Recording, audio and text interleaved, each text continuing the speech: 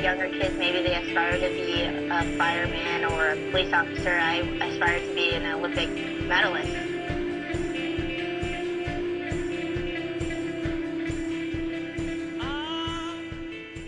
My name is Amanda Carr, and I'm from Punta Gorda, Florida.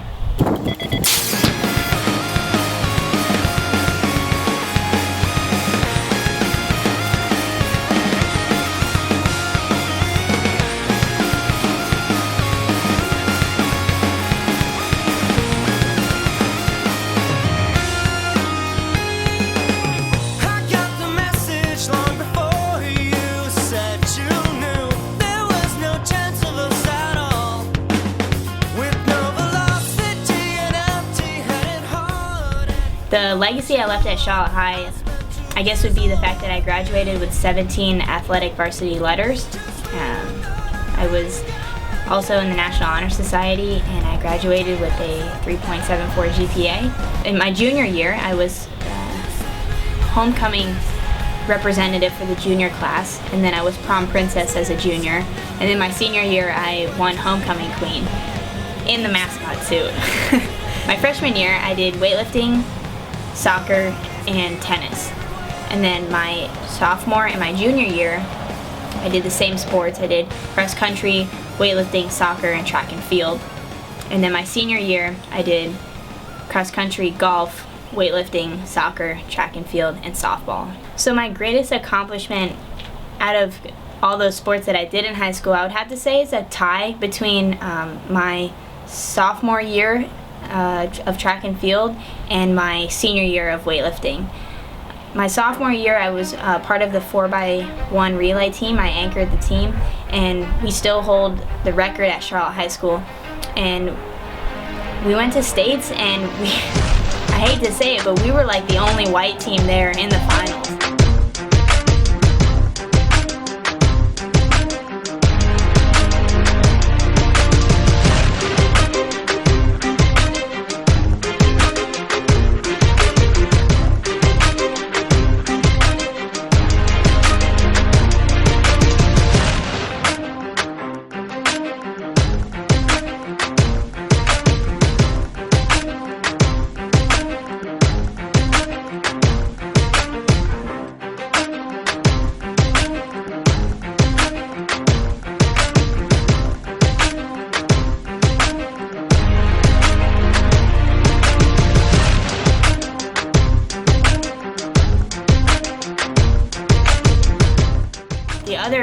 My other greatest accomplishment happened in weightlifting.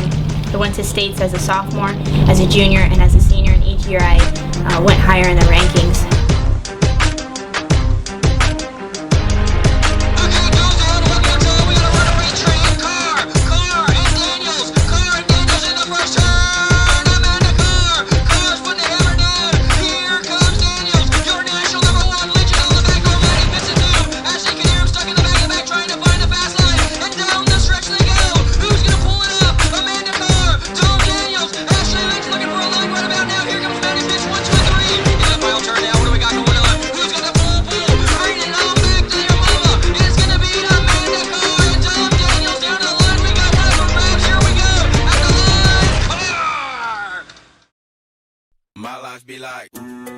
I got started in BMX when I was 5 years old at Charlotte BMX track in my hometown, Punta Gorda. And I have 5 cousins, and they were all out here riding. And I'm the youngest, and they basically asked my dad to bring me out and check out the sport. And I came out here, and I just fell in love with it. We went and got my bike and came back the next day. The track was open, and just kind of been hooked ever since. My career number is 39 because when it came time to pick it, I was like, I don't know what number I want. Like, who cares? It's just a number. The number doesn't define me. And the first thing I did was I just went to my mom and I said, Mom, what's your favorite number? She said 39. I was like, all right, that's sweet.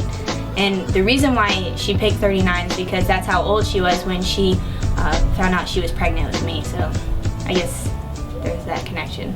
My greatest accomplishment, I would still have to go with the 2005 World Championships, just because the first time winning a World Championship, there's no feeling like that. I remember that race so vividly.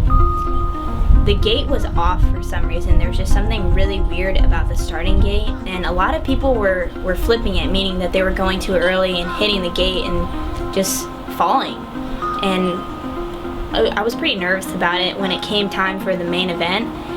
And in the final, I think I had gate 4, and one of the riders before me told me, he said, "Amanda, when you hear the cadence finishes," he says, "count 1 Mississippi and go." I was like, all right. So I get in the gate, and I remember going 1 Mississippi, and I went. And as soon as I came out of the gate, there was nobody in my peripheral vision. And that's when I knew that I just had the best gate of my life, the best gate of the day for me. And I just said, keep going, don't stop. And I just went, and the jump into the first turn was a pretty big double. And I think I was the only girl to jump it in our main event. And as it came around the first turn, we were in an arena, so it was enclosed, and it was pretty loud looking back on the video, but I remember the moment, and I could hear my brake cable hitting against my bike, and it was this little dinging noise. But I could hear that, and I just knew that I was so focused on that moment and that drive and the next pedal. And as it came out of the first turn, I remember jumping the triple. I remember a girl coming up to me on the right, and I remember closing her off to protect my position. And as I came around the last turn, I said, all you have to do right now, Amanda, is stay up, and you'll have won the World Championships. And sure enough, I crossed the finish line, and it was just, it's almost undescribable really what that feeling feels like. It's almost like all the weight has been lifted off your shoulders. That bar that I've set for myself has now been eliminated because I've just jumped over it, leaped over it, everything that I've done, and I've surpassed my expectations. And I remember taking my helmet off and looking into the stands and seeing my parents, and my dad just had the biggest grin, and my mom had the biggest grin, and I was just like, Dad, like, I finally did it. Mom and Dad, like, we did it. You helped me get here, and you helped me accomplish this. And walking away from that, there's something that has stuck with me from that day forward, and my dad has always told me, Amanda, now you understand that there's first and there's everything else. And being recognized as the world champion for a whole year it never really set in, honestly. It never really set in. So after I won Worlds in 2006, I decided to take time off from BMX and focus on high school, both academically and athletically. In the summer of 2007, it was the 4th of July, and we had a 4th of July party. It was about 11 o'clock at night, and everyone was kind of gone. The party was pretty mellow. It was just, I had like 6 or 7 friends over, and we were playing pool. My mom was in the kitchen cleaning things up. My dad was next door. One of my friends, his name's Andrew, he looked over at me and he said, Amanda, there's a fire. And I looked over and I saw this fire on our porch, and I was just like, the first thing I thought was to run to it to try to put it out. So I went downstairs, saw the fire, and by that point my dad was already at the hose with me. So we were standing there together. He grabbed the hose and ran towards it, and I turned the hose on, and he's like, Amanda, turn the hose on. And I was like, Dad, the hose is on. And he's like, turn it on. He's like, turn it on. And I was like, Dad, it's on. And we realized that we didn't have any water pressure. What happened was the fire had burned through one of our pipes, so we lost water pressure throughout the house. Our house was built in the 90s, so it's all wood and it has plastic siding, and that's a perfect fuel for fire. There was nothing else we could do but just watch it, and that was the hardest part, to just watch everything inside just burn, and knowing that we couldn't do anything about it.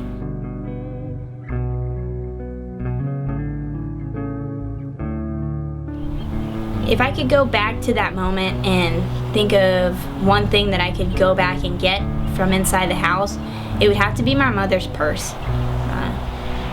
Most women like to keep everything in their purse, and I have an older sister, and she passed away in 1990, and she had a picture of her senior picture, and she wrote on the back of it, and it said, "To Mom, love Ning." And that was kind of the last connection that we really have of her. The fire was a huge eye-opener for not only me, but also my family and the people who loved and cared about us. The battles that we faced were battles that we would never win. I would never be able to bring back my trophies, pictures, my bikes, and just simply never be able to walk those same halls that echoed, I guess, timeless memories. My worst enemy in life and on the BMX track, I would have to say, is myself. It's just, once I meet an expectation that I have set for myself, I move the bar higher. And not because I'm trying to make anyone else happy or please anyone else, it's more for myself. I just have such high expectations for my accomplishments and for my goals that I continue to push myself all the time. And when I'm on the hill or racing or something, it's me versus me inside my head. And it's just a matter of, once I can overcome my demons, then my angels will learn to sing. I think through the love of friends and family, I returned back to BMX in 2009 to pursue one of the most prestigious runs in athletics, basically an Olympic berth.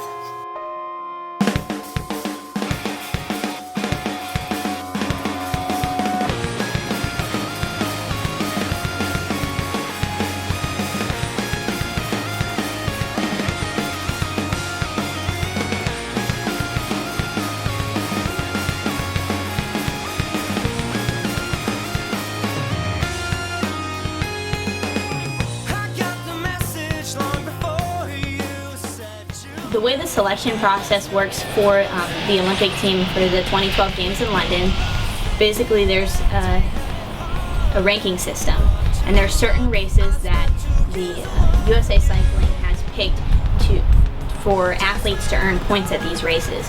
It starts this August of 2011, and it ends June next year, 2012. As US athletes, it's open to anyone. We go to these races and we gain points. Basically, it comes down to June 2012, whoever has the most points, you go to the Olympics, automatic selection. And then after that, it's a coach's pick. So second place is coach's pick? Now, it depends on how the nation does. Right now, USA, we have enough, they call it nation ranking points, which is just an added up of the individual points and the athlete's points. Right now we have enough nation ranking points to send 2 girls to the Olympics plus 1 alternative. Now if we are not one of the top 3 nations in the world, I believe, then we can send 1 girl to the Olympics plus 1 alternative. And I believe you have to be pretty high within that as well, and if there's a possibility that we could send 0, that we wouldn't be allowed to send any women. But right now it's looking really good. It looks like we're in the top 3, and we have a shot at sending 2 girls to the Olympics plus 1 alternative, so 3 women total. And that's the goal as a nation, and the goal for me individually is just to be sitting in the #1 spot, so come June of 2012, I guess dreams can come true.